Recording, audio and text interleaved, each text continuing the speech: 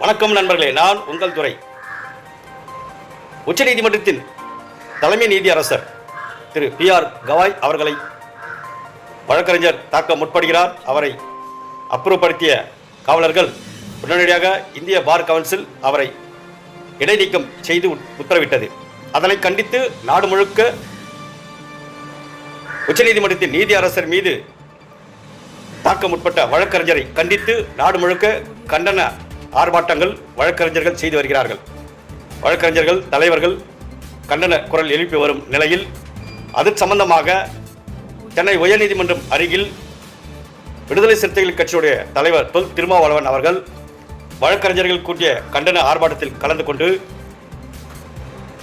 திரும்பி காரில் சென்று கொண்டு அவருடைய கார் முன் இருசக்கர வாகனத்தை ஓட்டி அவர் கார் முன் இடித்தது போல் ஒரு நபர் அவரிடத்தில் வாக்குவாதம் செய்ய முயல்கிறார்.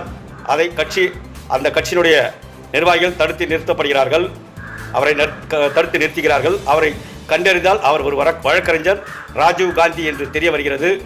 அவர் எதற்காக ஒரு தலைவரின் கார் முன்பு தன்னுடைய இருசக்கர வாகனத்தை நிறுத்தி அந்த தலைவரை நோக்கி எதிர்ப்பு குரல் எழுப்பி சென்றார். ஒருவேளை உச்சநீதிமன்றத்தின் தலைமை நீதியரசர் அவர் மீது தாக்கப்பட்ட வழக்கறிஞரை எதிர்த்து பல இடங்களில் நாடு முழுக்க கண்டனம் ஆர்ப்பாட்டங்கள் நடைபெற்றுக் கொண்டு இருக்கிறது. இதை திசை திருப்பவா என்பதையும் கண்டறிய வேண்டும். அவர் எதற்காக இது போன்ற செயலில் ஈடுபட்டார்? அவரை கைது செய்து அவரை விசாரணை செய்ய வேண்டும். நாட்டில் இது போன்ற சம்பவங்களை ஏற்படுத்தி மக்கள் மத்தியில் குழப்பத்தை ஏற்படுத்த சில சக்திகள் முயல்வதாக தெரிகிறது. அதை அரசு கவனத்தில் எடுத்துக்கொண்டு ஆங்காங்கே பாதுகாப்பை பலப்படுத்த வேண்டும். மக்களை பாதுகாக்க வேண்டியது அரசின் கடமை. அதேபோல் தலைவர்களுக்கும் பாதுகாப்பு அளித்திட வேண்டும். குறிப்பாக இந்த சம்பவத்திற்கு பிறகு விடுதலை கட்சியினுடைய தலைவர் திரு தொல் திருமாவளவன் அவர்களுக்கு பாதுகாப்பினை அதிகரிக்க வேண்டும் என்பதுதான் மக்களின் எண்ணங்களும் எதிர்பார்ப்பும்.